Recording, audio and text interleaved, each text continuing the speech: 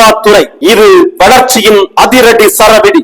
சொன்னதை செய்வோம், செய்வதை சொல்வோம். இது வெறும் வாசகம் அல்ல. தமிழகத்தின் மூலை முடுக்கெல்லாம் வளர்ச்சி பணிகள் பாய்ந்து கொண்டிருக்கின்றன.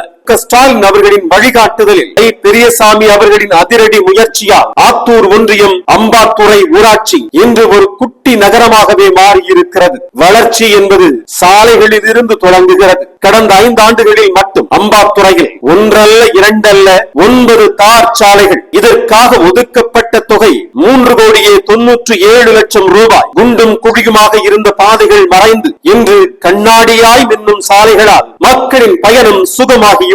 தாகம் தீர்ப்பதே தர்மம். 1 கோடி ரூபாய் மதிப்பீட்டில் 8 புதிய மேல்நிலை நீர்த்தேக்க தொட்டிகள். சாமானியனின் ஆகப்பெரிய கனவான சொந்த வீடு. 149 பயனாளிகளுக்கு 4.61 கோடி ரூபாய் இல்லங்கள் கட்டித்தரப்பட்டுள்ளன. அது மட்டுமா, பழுதான நிலையில் இருந்த 92 வீடுகளை 71 லட்சம் மதிப்பீட்டில் புதுப்பித்து கொடுத்து கல்வியும் விவசாயமுமே ஒரு நாட்டின் 2 கண்கள். குறும்பவட்டியில் 31 லட்சம் மதிப்பீட்டில் புதிய வகுப்பறைகள்.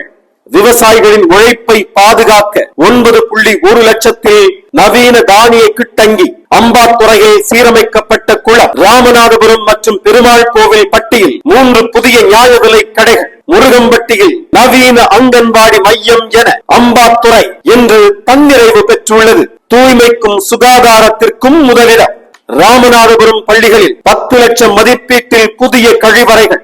ஊர்தோறும் சிமெண்ட் சாலைகள். தெருக்கள் தோறும் வண்ண கற்கள். ஒரு காலத்தில் சேரும் சகதியுமாயிருந்த தெருக்கள் இன்று வண்ணமயமாக காட்சியளிக்கின்றன. அம்பாத்துறை ஊராட்சி இன்று வளர்ச்சியடைந்த ஊராட்சிகளின் பட்டியலில் முதலிடத்தில் இடம் பிடித்திருக்கிறது. கடந்த 5 ஆண்டுகளில் 287 வளர்ச்சி பணிகள். 11,44,00,000 ரூபாய். இது வெறும் நிதி அல்ல, மக்களின் மீதான அக்கறை. மாண்புமிகு அமைச்சர் பெரியசாமி அவர்களின் சீரிய முயற்சியால் அம்பாத்துறை மிளிர்கிறது. மக்களின் வளர்ச்சி தொடரட்டும்.